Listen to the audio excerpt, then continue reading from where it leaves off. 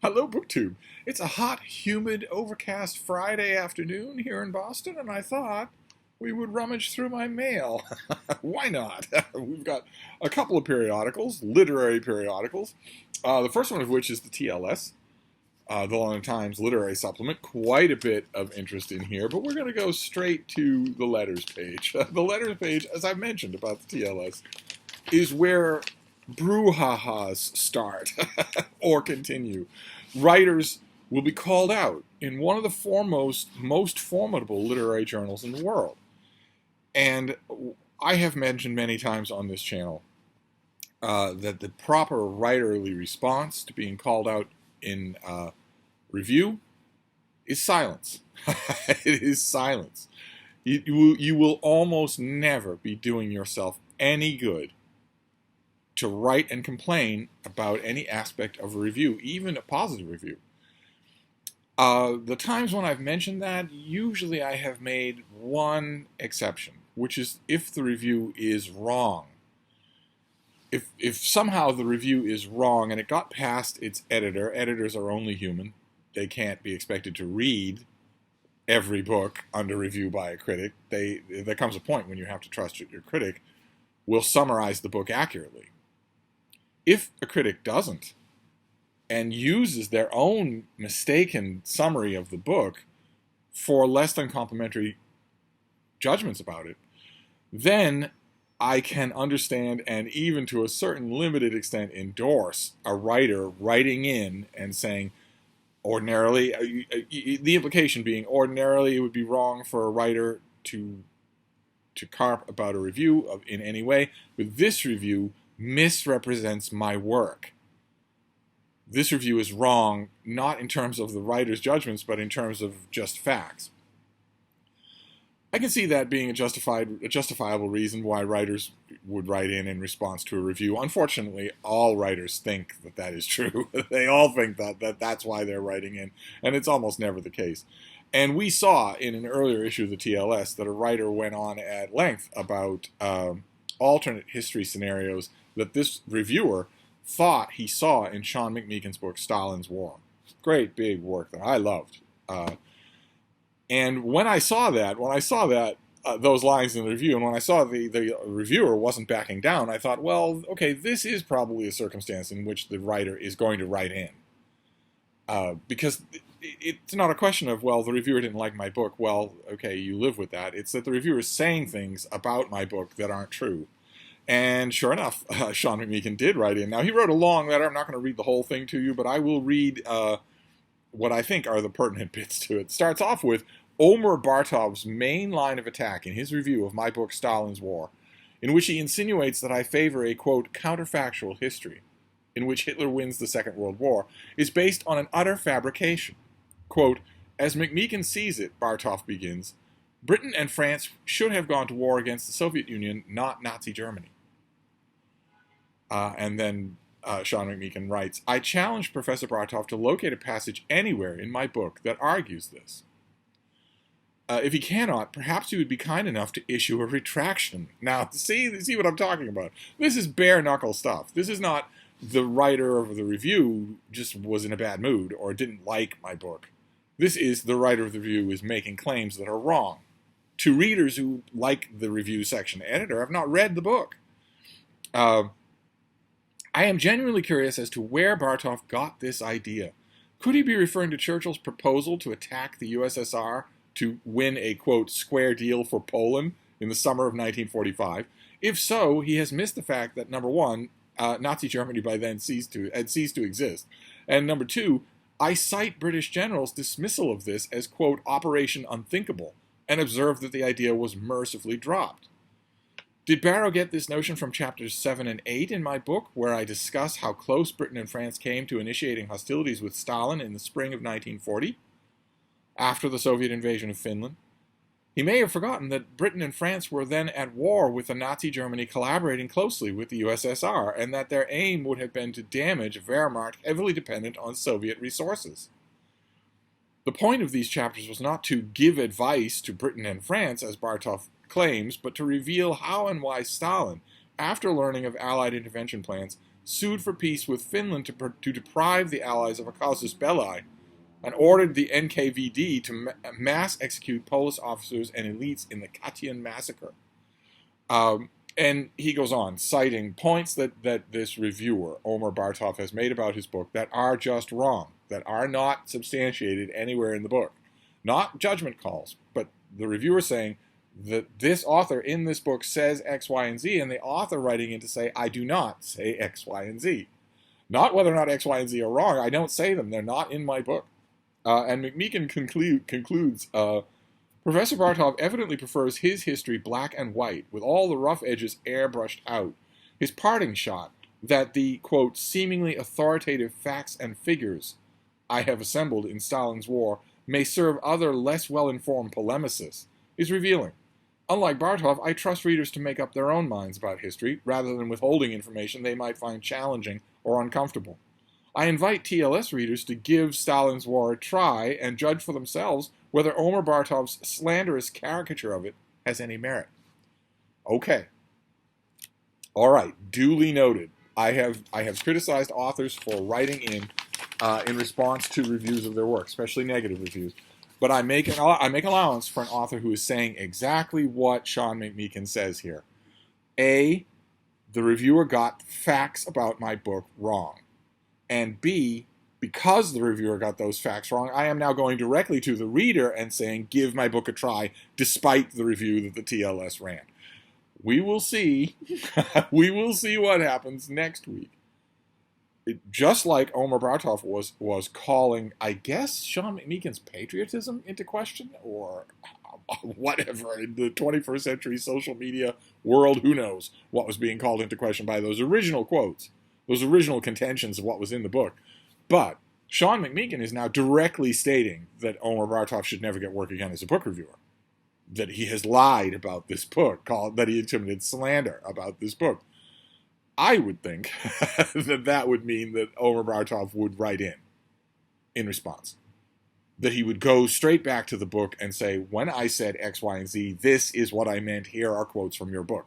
In his letter, Sean McMeekin says, I challenge Professor Bartov to find one instance of what he's claiming in my book. The only suitable response, other than shamed silence on Omer Bartov's part, would be to find an instance of that and quote it in a reply in the TLS. We'll see what happens next. This will not be, sometimes the TLS and the New York Review of Books and such places host long, weeks or even months long back and forths in their letters page. This is not that. This won't happen. Either Omer Bartov will shut up because he can't produce any proof of what he's saying is in Sean McMeekin's book, or he will produce the proof, in which case this thing will die by October. I'm still going to be interested. The ones that last a long time are the ones that are the ideological. Those are the ones that tend to go on forever and ever. But we also have another great literary journal, the New York Review of Books, with floodwaters there on the cover.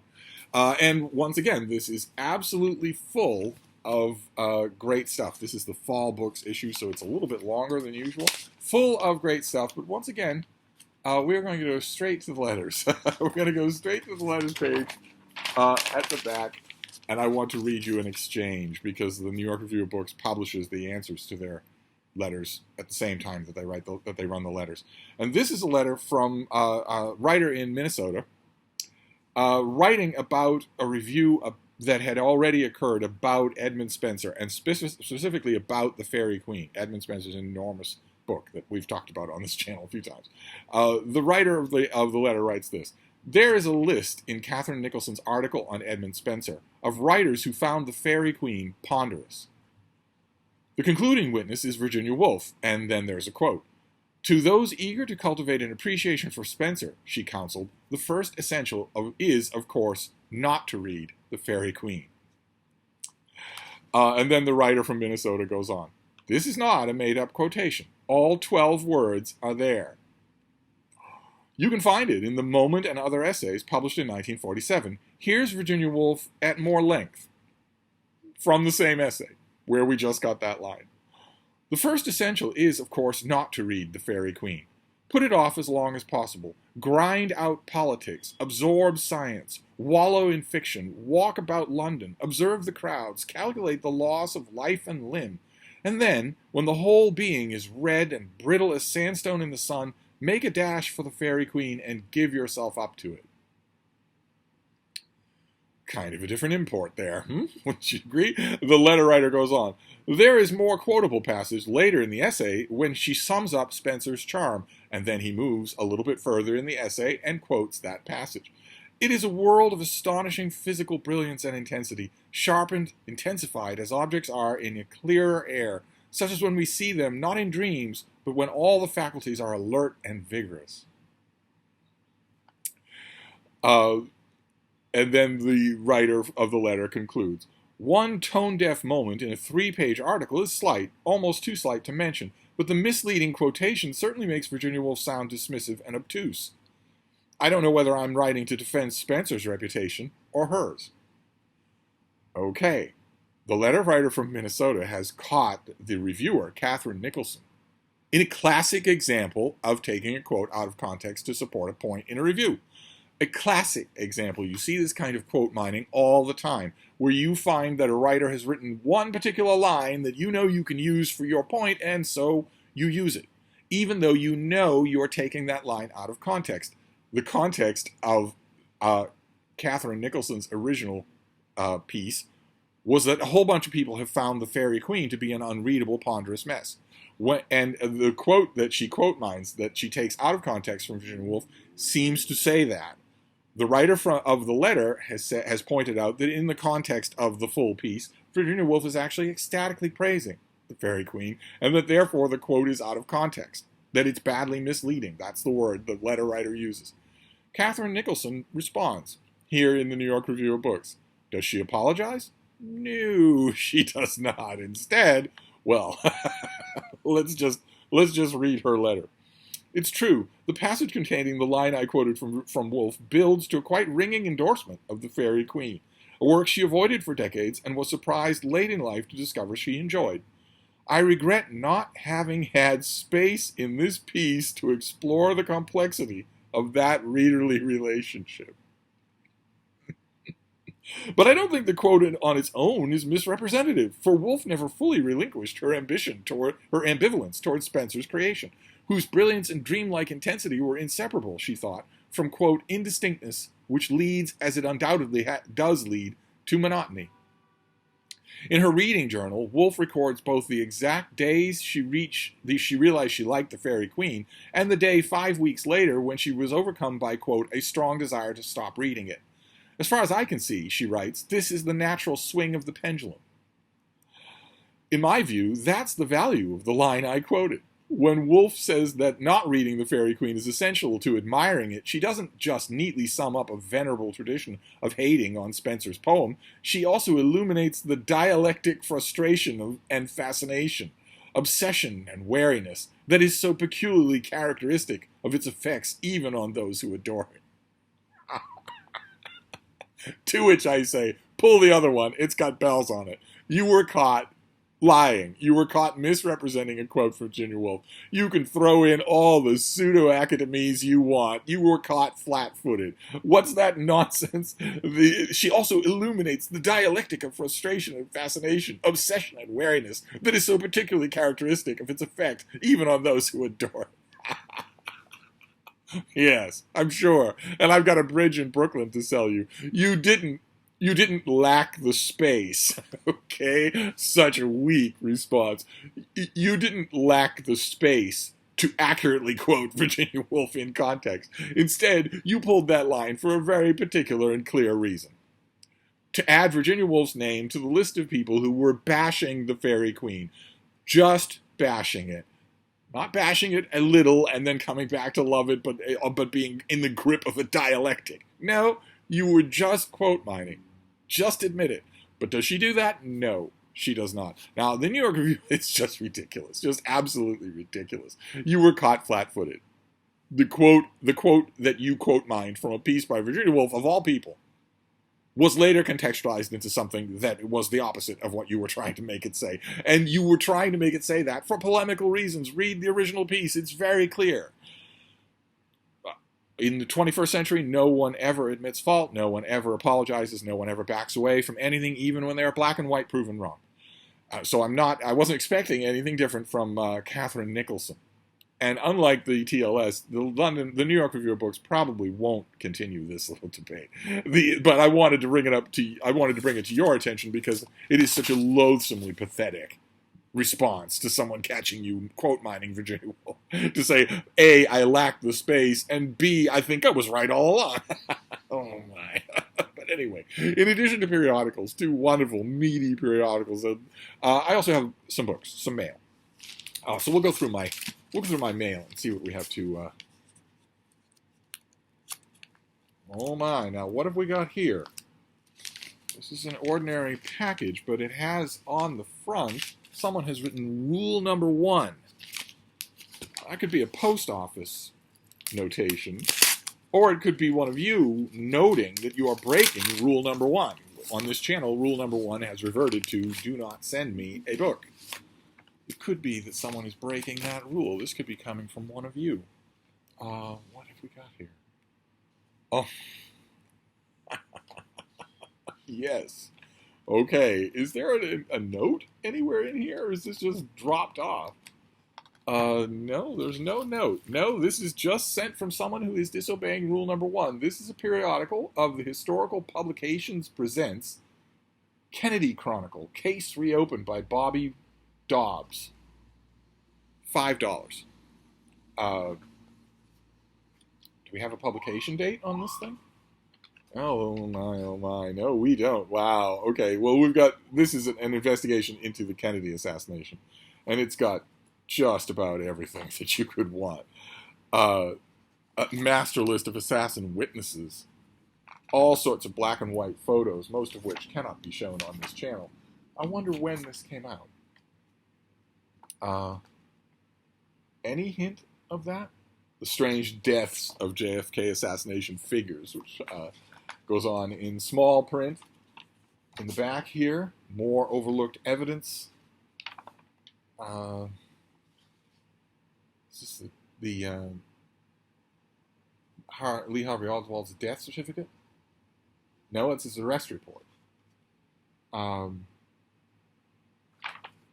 Okay, no date given on this thing. I'll have to look this up. I don't own it. The sender no doubt knows that I am extremely versed in Kennedy assassination literature. There won't be anything in here that I haven't seen. But I've never seen this actual publication before, put together by who knows what. I'll have to look it up and see. Fantastic. All right, so we start off with someone breaking rule number 1 on this channel. All the rest of these look like they're from publishers. Publishers are encouraged to break rule number 1. So thank you, whoever you are, whoever it was who sent this. That's all. It's always welcome, even though I'm stern. So what is this next one? Okay, this is a novel. This comes out in 2022. Quite a few of the things we've encountered in 2022, so I don't have to think about them. I'm not thinking about anything in 2022. This is a novel called The Tobacco Wives by Adele Myers, and this comes out on the 1st of March in 2022. A juicy historical novel set in 1946 North Carolina follows a young female seamstress. Well, a seamstress would be female, yes. Who uncovers dangerous truths about the big tobacco empire ruling the American South. A 4-generation native of North Carolina, Adele Myers has mined her own family history, including her grandmother's experience as a private hairdresser for some of the richest women in tobacco country, in order to craft a story that reimagines from a feminist angle one of the largest corporate frauds of the 20th century. Many details she incorporated come from family members who worked on the tobacco factories during this time period, and she has done extensive research into how big tobacco companies employed early deceptive marketing techniques to shape public opinion. Shedding light on the hidden history of women's activism during the post-war period, at its heart, The Tobacco Wives is a deeply human novel about the power of female connection and the importance of seeking truth. Okay, which is it? Is it historical investigation about what was it again? The hidden history of women's activism during the post-war period, or is it a novel? Those two things are separate, and you judge the worth of them by separate measures, by separate metrics. And the one can't save the other. So we'll have to see. Let's see here. What is the book actually about, though? Maddie Sykes is a burgeoning seamstress. Okay. Who's just arrived in Bright Leaf, North Carolina, where her aunt has a thriving sewing business. Burgeoning. Does that mean ambitious? Is that Grammarly suggesting to the writer of this pub sheet that those two things are the same thing? Burgeoning. Just for future reference, a person can't be burgeoning, okay, unless they've got a severe medical problem. After years of war, rations, and shortages, Bright Leaf is a prosperous wonderland in full Technicolor bloom, and Maddie is dazzled by the crisply uniformed female factory workers, the palatial homes, and most of all, her aunt's glossiest clientele, the wives of the powerful tobacco executives. Okay, years of war rations in North Carolina. Okay. Were there war rations in North Carolina? And if there were, did they last for years?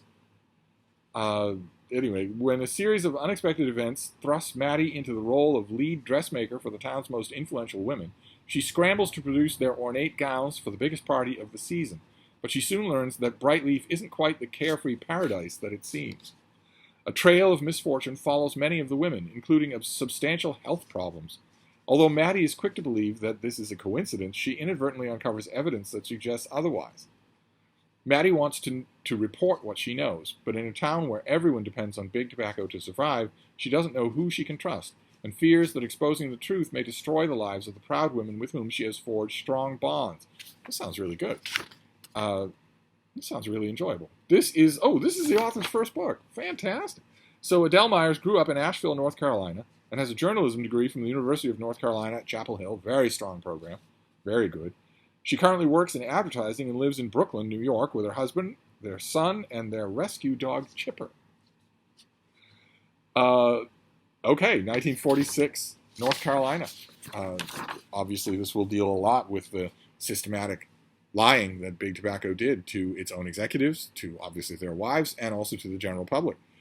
But the incredibly harmful effects of tobacco, of ingesting tobacco.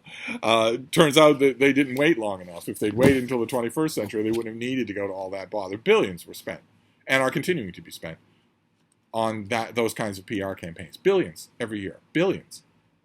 Multiple billions every year. Dig into the finances, to the limited extent that you can, of any major movie in which smoking has a very glamorous moment or a very glamorous line. Dig into the financing of that movie. You will find shell corporations giving millions and millions, sometimes hundreds of millions of dollars to the budget of those movies, specifically in order to have those moments happen. As I've often said, it is absolutely no coincidence that the two attractive young stars of one of the highest grossing movies of all time, Titanic, not only smoke as an act of rebellion against stuffy adults, but also smoke as a visual signifier that they are thinking deep thoughts. You could not have a more effective campaign for ingesting carcinogens into a young body. You couldn't have a more effective campaign than smoking in Titanic. And believe you me, a premium price was paid to make sure that happened. But it's not only that. It's a bunch of other things. Big Tobacco never misses a trick along these lines. And like I said, they only needed to wait until the 21st century, where they don't need to. How many young 20-something or teenage multi-millionaire influencers on Instagram and other social media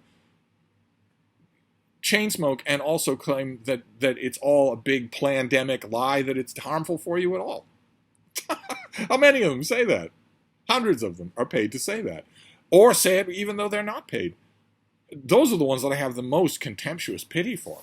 Because this isn't a question of you planning out your actuarial tables and wondering how you're going to feel when you're 70. You can feel that it hurts, that it is hurting your body. You can, even as a 22-year-old, you can feel that it's hurting your body. You have been alive long enough to remember what climbing stairs used to feel like versus what it feels like now. You know that it's having this effect. Your first-hand, direct personal experience tells you that.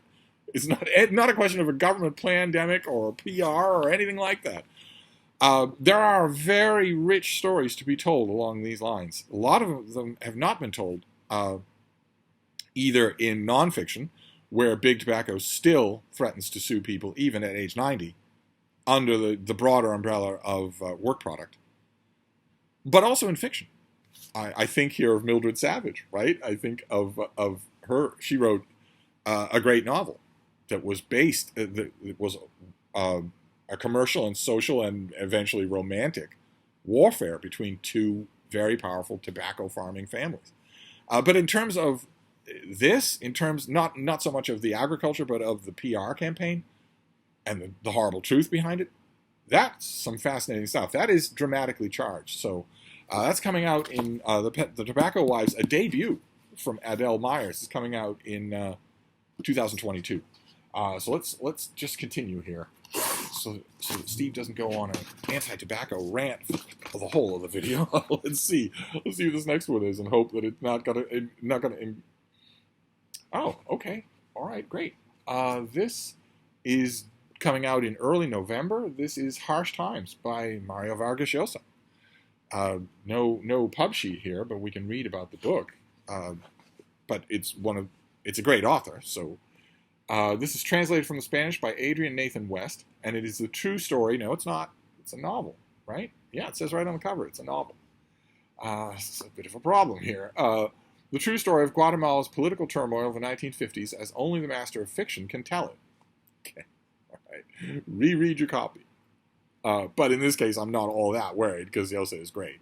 Guatemala, 1954, the military coup perpetuated by Carlos Castillo Armas and supported by the CIA topples the government of Jacobo Arbenz. Behind this violent act is a lie passed off as truth, which forever changes the development of Latin America. The accusation by the Eisenhower administration that Arbenz encouraged the spread of Soviet communism in the Americas. Harsh Times is a story of international conspiracies and conflicting interests in the time of the Cold War, the echoes of which are still felt today. In this thrilling novel, the author fuses reality with two fictions, that of the narrator, who freely recreates characters and situations, and the one designed by those who control politics and economy of a continent by manipulating its history. Okay, all right. Well, I don't need any convincing to read a Mario Vargas Llosa novel, but it is a novel. It doesn't matter what you say about reporting or about a true story as only a novelist can tell it. Once you say you are writing a novel, then you are responsible for compelling three-dimensional characters. You're responsible for a dramatic arc, for storytelling tension, for holding your reader's interest other than by shaming them or threatening them with social media cancellation. Novels have their own impetus, in other words, their storytelling. So no matter how important you think this Guatemalan story is, if you're writing a novel about it and you don't tell a good novel, then you've failed, no matter how compelling the facts are. But I don't expect that Mario Vargas Llosa will fail. So let's see. This next one is, we're getting a whole lot of pub sheets. Oh, okay, great. I think we saw this already. This is by Sylvain Sipel. It's translated, I assume, from the Hebrew by William Rodemar. Let's see if you actually tell me. No, it's translated from the French. And it's The State of Israel versus the Jews. So I think we saw this already. I've got the Douay Bible connected with this thing. So I guess it's had a huge amount of press. What can I tell you about this book?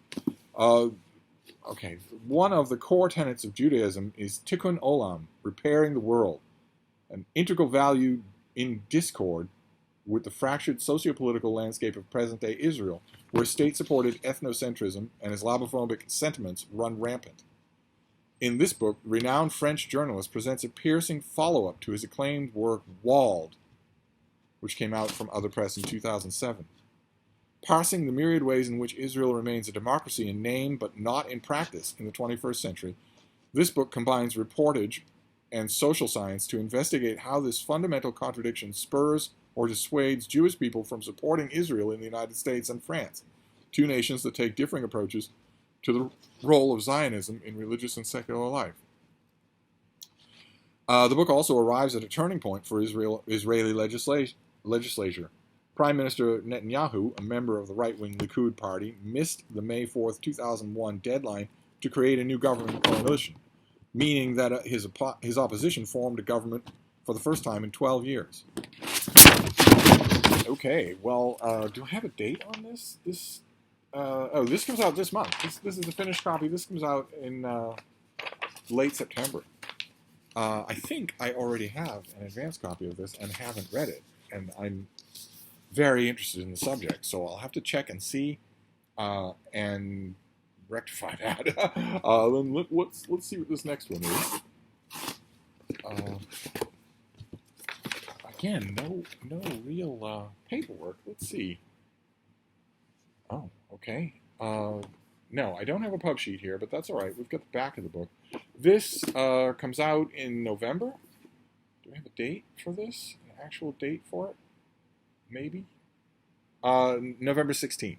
And this is by Casey Mitchell, and it's called American Kleptocracy: How the U.S. Created the World's Greatest Money Laundering Scheme in History. American Kleptocracy. For years, one country has acted as the greatest offshore haven in the world, attracting hundreds of billions of dollars in illicit finance tied directly to corrupt regimes, extremist networks, and the worst the world has to offer. But it hasn't been the sand-splattered Caribbean islands or even traditional financial secrecy havens like Switzerland or Panama that have come to dominate the offshoring world. Instead, the country profiting the most also happens to be the one that still claims to be the moral leader of the free world, and the one that claims to be leading the fight against crooked and corrupt, the USA. This book will examine just how the United States' implosion into a center of global offshoring took place, how states like Delaware and Nevada perfected the art of the anonymous shell company, how post-9/11 reformers watched their success usher in a new flood of illicit finances directly into the United States, how African despots and post-Soviet oligarchs came to dominate American coastlines, American industries, and the entire cities and small towns across the American Midwest, how Nazi-era lobbyists birthed an entire industry of spin men, whitewashing transnational crooks and despots, and how dirty money has now begun infiltrating America's universities and think tanks and cultural centers, and how those at the front line are trying to restore America's legacy of anti-corruption leadership and finally end this reign of American kleptocracy. Good Lord. All right, so is this going to be, I wonder how technical it's going to be. Is it going to be mainly about America's social malfeasance, or is it going to be mainly about America's financial malfeasance? In other words, do I send it to Brian at Blessed? Do I send this to Brian at Blessed, or do I send it to David Murphy? I don't know which one. I'll have to find out. I'll have to give it a little examination. And then finally, we'll finish up here with a box. A big thing, but not very heavy. There might be only one book in here. Somebody just thought it was more convenient to drop it into a box than to... yeah, there's only one book in here. It's a big book, though, whatever it is. Let's see what we got here. Ew. Gross. I touched an invoice. Ooh. Ooh. Ooh. Oh, my. Okay. Well, it's big, that's for sure. Oh, my. Oh, this is well put together. Good Lord.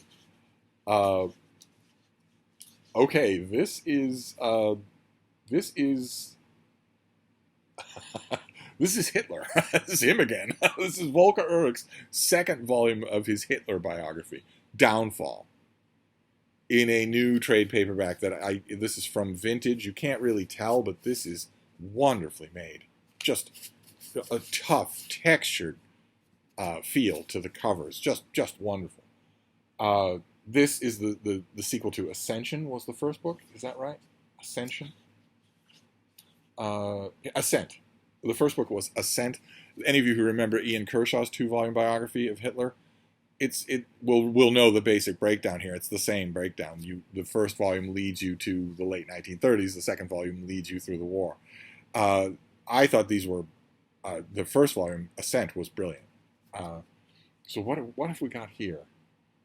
In the summer of 1939, Hitler was at the zenith of his power. Having consolidated political control in Germany, he was at the helm of a newly restored major world power, and now perfectly positioned to realize his lifelong ambition to help the German people flourish and to exterminate those who stood in the way. That was not his lifelong ambition. Just not to start a letter to the editor of my own. His lifelong ambition was to exterminate the Jews. Not to exterminate people who stood in the way, but to exterminate the Jews. Beginning a war allowed Hitler to take his ideological obsessions to unthinkable extremes, including the mass genocide of millions, which was conducted not only with the aid of the SS, but with the full knowledge of German leadership. Yet despite a series of stunning initial triumphs, Hitler's fateful decision to invade the Soviet Union in 1941 turned the tide of the war in favor of the Allies.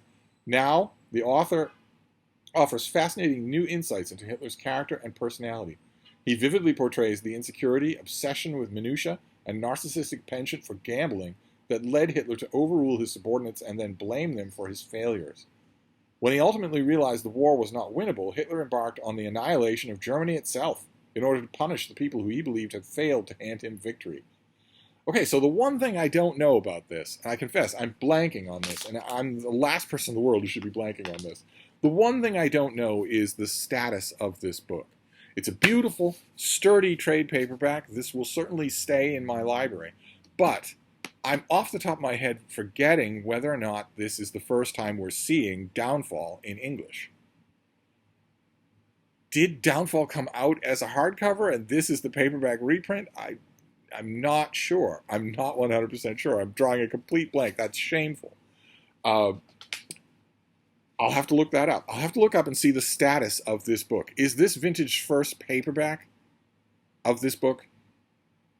I'll have to see, but I can certainly recommend it. I can recommend it in a way, in the same way that I can recommend Stephen Cochran's ongoing great biography of Stalin.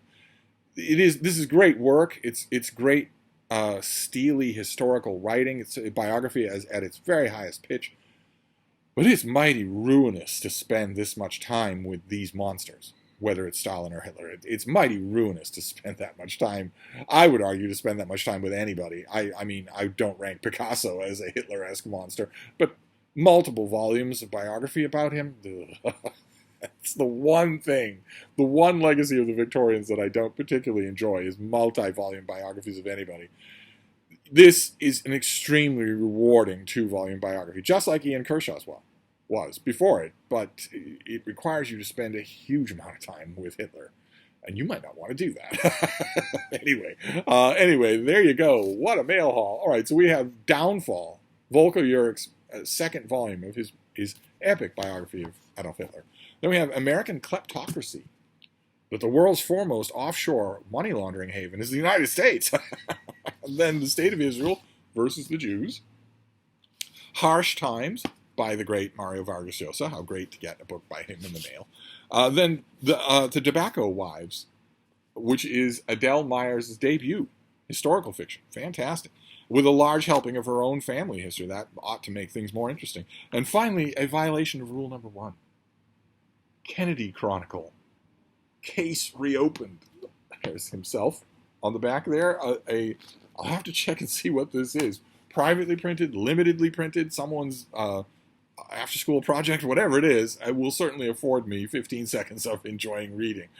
So there you go. That is the mail, that plus the periodicals in which furor is flying, and I will keep you updated on how those things go next time I get these issues. But in the meantime, I'm going to wrap this up. It's another 40-minute video, good Lord, but I will be back. Thank you, BookTube.